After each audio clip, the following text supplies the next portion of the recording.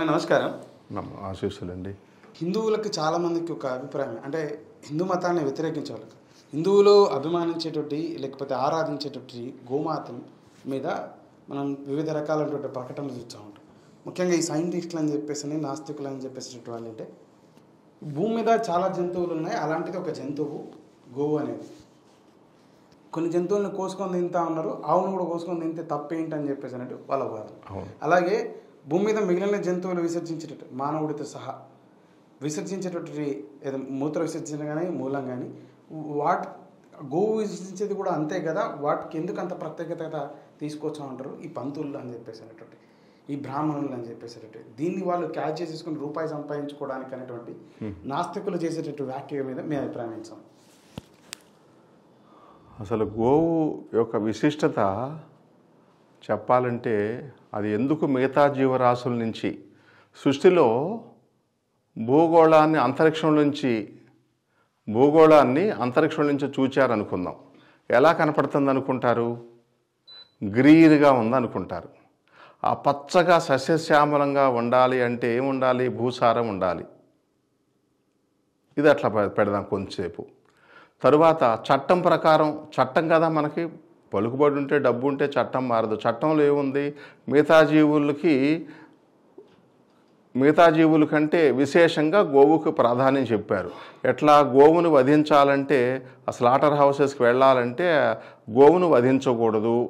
మిగతా జీవులను కూడా వధించాలంటే ఏది గేదెని, దున్నపోతుని, ఎద్దుని ఇట్లాంటి వాటిని అవి వ్యవసాయయోగ్యం కాదు, వాటిలో ఇక ఏమీ లేదు, అవి మరణించేదానికి సిద్ధంగా ఉన్నాయి, అవి వ్యర్థమేను అవి అనుకునే దశలో వాటికి ఒక వైద్యుడు, పశు వైద్యుడు ముద్ర వేయాలి.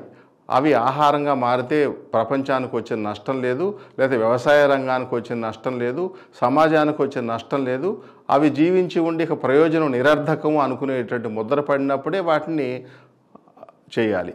తర్వాత జంతు పరిరక్షణ చట్టాలు ఉన్నాయి. ఆ జంతువులను కూడా కుక్కి వేయకూడదు. చక్కగా వాటికి మనతో పాటు 84 లక్షల జీవరాశుల్లో మానవులు ఒకటి, మిగతావన్నీ కూడా జీవరాశులే కదా. భూమి మీద వాటికి సృష్టి బతికే హక్కు, జీవించే హక్కు ఉంటుంది కాబట్టి వాటికి కొన్ని చట్టాలు చేయబడి అనాది నుంచి రాజుల కాలం నుంచి కూడా వాటిని భూతదయ అంటారు. సర్వభూత హితే రథాహ అని చెప్పారు భక్తి యోగంలో. సర్వభూతముల యొక్క హితాన్ని కోరే మనసు కలిగి ఉన్నవాడెవరో వాళ్ళు భగవంతుడికి ఇష్టడు అని ధర్మశాస్త్రంలో హిందువులకు ప్రామాణిక గ్రంథమైనటువంటి భగవద్గీతలో ఉందన్నమాట. తరువాత ఆ గోవులు మిగతా జీవుల్లాగా కామవాంఛలతో జనించలేదు. ఒక మతాంతరాలు రెండుగా ఉన్నాయి. ఒకటి, పాల సముద్రంలో వాసుకితో మందరగిరి పర్వతాన్ని చిలికినప్పుడు గోవులు 5 సుశీల, సుభద్ర, నళిని, నందిని ఇట్లా గోవులుగా 5 గోవులు వచ్చాయని, వాటితో పాటు నందులు వచ్చాయని, వాటి యొక్క స్వచ్ఛమైనటువంటి సంపర్కం చేత ఏది మానవులు ఎలా అయితే తిథిని ఈ కలిసేదానికి ముహూర్తాలు పెడతారు వివాహం తర్వాత, ఎందుకని సత్సంతానం కలిగితే సమాజానికి హితం చేసేటువంటి సంతానం కోసం పలానా గ్రహాలు పలానా సమయాల్లో కలిసినప్పుడు ఆ బీజం ఉద్భవమైనప్పుడు ఎట్లా అయితే సమాజ హితం కలిగించే మానవులు, చక్కని డాక్టర్లు, మంచి రాజకీయ నాయకులు, రాజులు, పరిపాలనా దక్షులు, సైనికులుగా సమాజ రక్షణ కోసం ఎలా అయితే ముహూర్తాలు నిర్ణయించారో ఆ విధంగా ఆ 5 రకాల గోవులు స్వయంభూ అయినటువంటి పాలకడల నుంచి లక్ష్మీదేవితో పాటు, అమృతంతో పాటు, చంద్రుడితో పాటు, ఆలాహలంతో పాటు, ఐరావతంతో పాటు, కల్పవృక్షంతో పాటు కామధేనువు అనబడేటువంటి ధేనువు వచ్చింది కనుక, ధేనువులు వచ్చాయి కనుక వాటికి మిగతా జీవరాశులతో రాలేదు కనుక అలా ఆ విధంగా అంచేత వాటికి విశేషత. తరువాత నైమిసారణ్యంలో సత్రయాగం కొన్ని వేల సంవత్సరాలు చేసిన తరువాత ఆ హోమం నుంచి ఫలితంగా ఒక ఆవు వచ్చిందని, ఒక కోడి వచ్చిందని, నంది వచ్చిందని, ఆ విధంగా మేము అవన్నీ నమ్మవండి, అలా ఎలా వస్తాయంటే హిందూ ధర్మశాస్త్రాన్ని నమ్మేవాళ్ళు నమ్ముతారు, మిగతా వాళ్ళతో మనకు పని లేదు. ఆ విధంగా వచ్చే గనక వాటి యొక్క పాలు వల్ల తల్లి పాలు లేకపోతే గోవు పాలు అన్నారు. వాటి వ్యర్థాల వల్ల వ్యవసాయం చేసుకుంటాం, వాటి వ్యర్థాల వల్ల మనం వ్యవసాయం చేస్తాం. పాడి పరిశ్రమ కుటీర పరిశ్రమలాగా, గృహ పరిశ్రమలాగా మన భారతదేశమే కాదు ప్రపంచమంతా కూడా ఆహారం లేనిదే జీవించలేం కదా. ఆహారం కావాలంటే ఏం కావాలి? ఎరువులతో భూమి కావాలి, నీరు కావాలి, వాటికి సారవంతమైనటువంటి ఎరువులు కావాలి. అవి దున్నేదానికి ఇప్పుడే ట్రాక్టర్సు, అనేక రకాల ఎలక్ట్రానిక్ సామగ్రి వచ్చాయి, యంత్ర పరికరాలు వచ్చాయి. పురాతన కాలంలో ఈ నందులు దున్నేవి, ఈ ఆడ ఆవులు పాలు ఇచ్చేవి, గృహ అవసరాలు తీరేది. వాటికి మించినటువంటి పాలు రకరకాల ఉత్పత్తుల్ని వస్తు రూపంగా మార్చుకుని వస్తు మార్పిడి ద్వారా మనం మార్చుకునేవాళ్ళు అన్నమాట. అంచేత వ్యవసాయ ఆధారమైనటువంటి మానవులకు ఆహార అవసరాలు తీర్చడమే కాకుండా అవి మిగతా సృష్టిలో లాగా కామవాంఛలతో సృష్టించబడకుండా పాలకడల్లో నుంచి వచ్చాయి కాబట్టి, ఈ సత్రయాగంలో హోమాదుల ద్వారా బయటకు వచ్చాయి కాబట్టి వాటికి విశేషమైనటువంటిది. తరువాత ఆ గోవు మీద సైంటిస్టులు చాలా పరిశోధనలు చేశారు. ఆ గోమయములో, గో యొక్క పంచితంలో, ఆ పాలల్లో, ఆ వెన్నలో, ఆ మజ్జిగలో దేవతలకు అమృతం అంటే మనకి ఆవు యొక్క పాలే అమృతం, ఆవు మజ్జిగే అమృతం అన్నారు. అంచేత వాటి అవసరాలు మానవులకు ఉంది కనుక అవి మిగతా 84 లక్షల జీవరాశులు స్త్రీ పురుషాదులు కలయిక, మగ ఆడ కలయిక వల్ల ఉత్పన్నం అయింది కాకోకుండా మొదటి ఉత్పత్తి అది భగవత్ సృష్టిలో ఐరావత కల్పవృక్ష అమృతాదులు వచ్చినట్టుగా ఉంది కనుక అనేక రకాల పరిశోధనల ద్వారా ఆవు యొక్క పాలు ఎంత విశేషమైనవో తెలిసినాయి. ఆవు యొక్క వ్యర్థాలని వ్యవసాయానికి ఉపయోగించటం వల్ల ఆ పంటలు ఏది క్రిమి సంహారకాలు పిచికారీ చేయటం వల్ల, లేదంటే ఇప్పుడు ఉండేటువంటి క్యాన్సరు అనేక రకాల రోగాలని ఎందుకు వస్తున్నాయి? మనం తినే ఆహారాన్ని సరిగా మనం పండించుకోవట్లేదు, సరిగా వండుకోవట్లేదు, సరిగా తీసుకోవట్లేదు, సరిగా తినట్లేదు కాబట్టి. అంచేత గో ఆధారిత వ్యవసాయం ఉన్నటువంటి ప్రపంచం భూగోళం నీరు భూమితో పాటు భూసారం కోసం గోవు, భూసేద్యం కోసం గోవు యొక్క దూడలు నందులు అవసరం కనుక ఆ గోవుకు ఆ విశేషమైనటువంటి విశిష్టత. అంతేకాకుండా చట్టం దృష్టిలో కూడా మిగతా జంతువులన్నింటినీ కూడా ముద్ర వేయాలి. అది అవసరం తీరిపోయిందంటే తప్పితే, వాటికి శక్తి సామర్థ్యం తగ్గిందని ముద్ర వేస్తే పశు వైద్యుడు తప్పితే సైంటిస్టులు అది దాన్ని ఆహారంగా మార్చకూడదు, స్లాటర్ హౌసెస్కి వెళ్ళకూడదు, పైగా ఆడ ఆవుల్ని సంహరింపకూడదని చట్టం ఉందన్నమాట. ఈ నాస్తికులు అంటే గోమాంసం తినటువంటి వ్యక్తులు చెప్పుకొచ్చేది మీరు అంటారు గోమూత్రం ఎంత పవిత్రని, గో ఎంత శక్తివంతమైనది. అవును, మేము శారీరకంగా చాలా కష్టపడతాము. గోమాంసం చాలా ఇది ఆహార పోషకాలు చాలా పోషకాలు కలిగినటువంటి ఆ ఎనర్జీతో ఈ ఎవరైతే అగ్ర కులాలకు సంబంధించినటువంటి వ్యక్తులు గోను పూజించాలని చెప్పే వ్యక్తులంతా కూడా శారీరకంగా కష్టపడరు. ఆ శారీరకంగా కష్టపడేటువంటి మేము గోమాంసాన్ని తింటా ఉంటే వీళ్ళు ఇంకా ఇతరత్ర జంతువులను తింటూ ఉంటారు. అది గోట్ కానీ లేకపోతే కాక్ కానీ ఇట్లా కొన్ని తింటూ ఉంటారు. వీరికి ఏంటి బాధ అని చెప్పేసినటువంటి అది హైలీ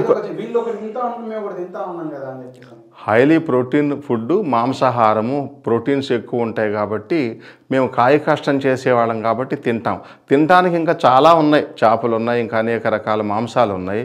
ప్రభుత్వం నిషేధించింది, ధర్మశాస్త్రం ఒప్పుకొని దాని జోలికి వెళ్ళటం ఎందుకు? అంతేకాకుండా ఎక్కడా కూడా ఏ మత గ్రంథం నాస్తికుల గురించి మాట్లాడుకునేటప్పుడైతే మనం మాట్లాడలేం, కానీ ఈ అనేక ప్రపంచంలో ఉండే ఏ మత గ్రంథంలో కూడా గోవుని ఆహారంగా మార్చుకోమని ఎక్కడా చెప్పాల. బైబిల్లో కానీ, ఖురాన్లో కానీ, మన అష్టాదశ పురాణాల్లో కానీ ఆవుని అసలు చంపకూడదని చెప్పేసి ఇప్పుడు ఆవుని హింసించి చంపి తింటేనే మంచిదనేటువంటి బోధించే కొన్ని మతాల వాళ్ళ గ్రంథాలు, మూల గ్రంథాల్లో, ప్రామాణిక గ్రంథాల్లో కూడా ఆవును సంహరించిన వాడికి ఈ దోషము అని చెప్పబడినట్టుగా పెద్దలు చెబుతున్నారు. అంచేత తర్వాత ఒక అమ్మగారు ఇద్దరు పిల్లలు ఉన్నారంట. ఒకడు బాగా కాయ కష్టం చేసేవాడంట, ఒకడు టీచరు, ఏదో స్కూల్ టీచరు, పాఠాలు చదువుకునేవాడు, ఒకడు పొలం దున్నేవాడది. ఆ పొలం దున్ని కాయ కష్టం చేసేవారికి ఏమో బాగా ఆహారం పెట్టేదనమాట, హైలీ ప్రోటీన్ ఫుడ్ పెట్టేది. ఈ కాయ కష్టం చేయనటువంటి వాక్కుతో కష్టం చేసేవాడు, మనసుతో కష్టం చేసేవాడికి ఏమో అతని కష్టాన్ని గుర్తించక తక్కువ ఆహారం పెట్టేటట్టయితే ఒక మహాత్ముడు చిన్న వెన్నపూస, ఆవు వెన్నో బర్రె వెన్నో ఏదో గేదె వెన్నని ఒంటి మీద పెట్టమ్మా, ఎవరు త్వరగా కడిగితే వారు బాగా కష్టపడుతున్నారని తెలుసుకోండి అని చెప్పారంట. బాగా కష్టపడేవాడు గాఢ నిద్రపోతున్నాడు, వెన్న కరగలా త్వరగా. అదే ఈ మనసుతో వాకుతో కష్టం చేసేవారికి వెన్న త్వరగా కరిగిపోయిందనమాట. అనేక రకాల హైలీ ప్రోటీన్ ఫుడ్స్ ప్రపంచంలో దొరికేటప్పుడు అనేక మెజారిటీ ప్రజలు లేదా ప్రపంచానికి హితం చేసేటువంటి ఆ జంతువు మీదే మనం ఆహారంగా మార్చుకుని దానివల్ల ఇప్పుడంటే యంత్ర పరికరాలు వచ్చాయి, ఏది ట్రాక్టర్సు, నాట్లు వేసే మిషన్స్ అనేక రకాలు వచ్చి వాటి అవసరాలు కొంచెం తగ్గినప్పటికీ, దానివల్ల వాటి ప్రాధాన్యం తగ్గినప్పటికీ వాటి సంఖ్య తగ్గటం అనేది జరగటం వల్ల ఏం జరిగింది, వ్యాధులు బాగా పెరిగాయి. ఈ వ్యవసాయం మీద ఈ క్రిమి సంహారకాలు దిగుమతి చేసుకోవటం, రసాయనిక ఎరువులు దిగుమతి చేసుకోవటం వల్ల మన విదేశీ మారక ద్రవ్యం చాలా నష్టపడుతున్నాం. వాటి ఆహారాన్ని ఆ పెస్టిసైడ్స్ని తీసుకోవాలి, ఆర్గానిక్ ఫ్రూట్ తీసుకోకుండా ఇది సేంద్రియ ఎరువులతో పండించిన ఆహారాన్ని తీసుకోకపోవటం వల్ల మనం ఎంతోమంది రోగపీడితులుగా మారిపోతున్నాం. దానివల్ల ఎంతో ప్రభుత్వం సబ్సిడీ ఇవ్వాల్సి వస్తుంది వైద్యం మీద, మందుల మీద. ఇట్లా ఇవన్నిటి యొక్క వ్యవస్థ మూలస్తంభం ఏంటన్నమాట, గోవులు ఎక్కడైతే చల్లగా ఉంటాయో, ఎక్కడ రైతులు ఆనందంగా ఉంటారో, ఎక్కడ వ్యవసాయం చక్కగా రసాయనిక ఎరువులు ఉపయోగించకుండా సేంద్రియ ఎరువులతో చేయబడినటువంటి ఆహార ఉత్పత్తులు, ఆదేశాలు ఇవన్నీ జరగాలంటే దీనికి మూలం ఏంటి, గోవు. కాబట్టి దాన్ని ఆహారంగా తీసుకోకుండా దాన్ని పూజనీయంగా మలిచారు. అంతే తప్పితే వారు శ్రమజీవులు కాకుండా ఈ గోవులను అడ్డు పెట్టుకుని, గుడులను అడ్డు పెట్టుకుని బతుకుతారనే నాస్తికుల జోలు మనకొద్దు. మన ధర్మశాస్త్రాన్ని అనుసరించే వాళ్ళం. మన ధర్మశాస్త్రం ప్రకారంగా లాజిక్గా మీరు గ్రహించండి. మేధావులు, చదువుకున్న కుర్రవాళ్ళు సైన్స్ పరంగా ఆలోచించండి. గోవు ఆధారిత వ్యవసాయ ఆధారిత దేశంలో ఆహారం లేకుండా అన్నగత ప్రాణులైనటువంటి అన్నగత ప్రాణులు, శల్యగత ప్రాణులు, చర్మగత ప్రాణులు, మాంసగత ప్రాణులని యుగానికి ఒక ధర్మం ఉంది. పురాతన కాలంలో చాలా కాలం బ్రతికేవాళ్ళు. ఎముకలు నశించే వరకు, క్షీణించే వరకు, మాంసం మొత్తం గతించే వరకు, చర్మం అంతా క్షీణించే వరకు. ఇప్పుడు అన్నగత ప్రాణం, ఆహారం లేకపోతే మరణిస్తాం. అది కూడా సరైన ఆహారం, సేంద్రియ ఎరువులతో పండిన ఆహారం, గో ఆధారిత వ్యవసాయంతో పండిన ఆహారం కాకోకుండా తీసుకోవటం వల్ల ట్రాక్టర్తో బాగా లోతుగా దున్నినప్పుడు అనేక రకాల నష్టాలు భూమికి జరుగుతున్నాయని సైంటిస్టులు చెబుతున్నారు. ఆ ఎర్రలని ఉంటాయి కొన్ని. ఈ పశుపక్షులు ఇవన్నీ కూడా ఇప్పటికే సెల్ టవర్స్ వల్ల పోతున్నాయి. ఈ ఆహారం సరిగా క్రిమి సంహారకాలు పిచికారీలు చేయటం వల్ల అనేక రకాల సూక్ష్మజీవులు, కప్పలు, పాములు, పక్షులు, పిచ్చుకలు ఇవన్నీ కనుమరుగైపోతాయి. అంటే ప్రకృతి యొక్క సమతౌల్యం దెబ్బతింటుందన్నమాట. అందుకని గో ఆధారిత వ్యవసాయం, వాటి వల్ల తీసుకునే ఆహారం వల్ల పుష్టి, తుష్టి, ఆరోగ్యం, మానసిక ఆరోగ్యం, శారీరక ఆరోగ్యం. తర్వాత ఈ శమనంలో కూడా అలాంటి అన్నము వల్ల రక్తం వల్ల వీర్యం అన్నారు కాబట్టి శాస్త్రంలో సైంటిస్టులు కూడా చెబుతున్నారు. కాబట్టి దానిలో కూడా ఈ రసాయనాలు ఉండి ఈ వికృతంగా ఉండేటువంటి మనుషులు, ఇది బుద్ధిమాంద్యంతో ఉండే పిల్లలు పుట్టడం, అంగవైకల్యంగా ఉండే పిల్లలు పుట్టడం, ఇదంతా వ్యవస్థ ఎంత చెప్పుకున్నా తరగనటువంటి, నోటితో చెప్పటానికి భాష రావట్లేదు. అంత అవసరం గో ఆధారిత వ్యవసాయం, గోవు, నందులు అంతా ఈ దేశ వ్యవస్థకి అవసరమని. గోమూత్రాన్ని ఇంట్లో ఏదైనా మంచి కార్యక్రమం జరుగుతూ ఉంటే, శుభ కార్యక్రమం జరుగుతుంది, సత్యనారాయణ వ్రతం అవ్వచ్చు, గృహప్రవేశం అవ్వచ్చు. గృహప్రవేశం సందర్భంలో అయితే ఇంట్లో గోవును తిప్పడం జరుగుతుంది. అలాగే గోవు మూత్రం ఏదైతే పంచకంగా ఇంట్లో నలుమూలల జరగడం జరుగుతుంది. ఇంకా ఇతరత్ర ఏ శుభకార్యం జరిగేటప్పుడు గోమూత్రాన్ని ఇంటి దగ్గర ఉంచుకోవడం జరుగుతుంది. లేకపోతే ఎవరైనా మనకు సంబంధించినటువంటి బంధువులు చనిపోతే శుభ కార్యాలు చేస్తూ ఉంటారు. ఎందుకని స్వామి అలా గోపంచితాన్ని సంప్రోక్షణ చేసుకోవటం అనేది? ఇప్పుడు ఆధునికులు డెటాయిలు, పెనాయిలు ఏదో రకరకాలుగా కనిపెట్టారు. పురాతన కాలంలో యాంటీబయాటిక్స్ అన్నమాట. అదంతా ఏది డెటాయిల్, పెనాయిల్ వేసి కలరావండ్లు వేసుకుని ఎట్లా అయితే మీరు శుద్ధి చేసుకుంటున్నారో, ఇప్పుడు కరోనా కాలంలో మేమేం చేసాము, ఆశ్రయంలో ఆ గోపంచదాన్ని పట్టేసుకుని అవే స్నానం చేసేసి మళ్ళీ మామూలు నీళ్ళతో చేసేవాళ్ళం. అదే తీసుకునేవాళ్ళం తీర్థంగా. దాంతోనే కళ్ళాపు జల్లుకునేవాళ్ళం. ఆవు పేడని, గోమూత్రాన్ని జల్లుకుని ముగ్గులు వేసుకునేవాళ్ళం. ఇది సున్నము, పిండి, అదట్లా. అంటే ఏదైనా అశుభ కార్యం జరిగినప్పుడు ఆ శవం అదంతా ఉండటం, అనేక మంది జనం అక్కడ ప్రోగుపడటం, అవన్నీ ప్రోగుపడినందువల్ల అనేక క్రిమికీటకాలు, అనేక రకాల జబ్బులు, వ్యాపించే జబ్బులు, అంటు రోగాలు అంటాం కదా, అంటు వ్యాధులు ఇవన్నీ అక్కడికి ఏర్పడతాయి. కాబట్టి ఆ గోపంచితంతో శుద్ధి చేసుకోవటం, ఆ గోవు యొక్క డంగ్ పేడతో కళ్ళాపు జల్లుకోవటం వల్ల వాటికి క్రిమి సంహారకంగా పనిచేస్తుంది అన్నమాట. ఆ విధంగా పురాతన కాలపు యాంటీబయాటిక్స్ ఇట్లాంటివన్నీ క్రిమి సంహారకాలు ఇవన్నీ కూడాను ఆ గోవు యొక్క వ్యర్థాల నుంచి తీసుకునేవారు అనమాట.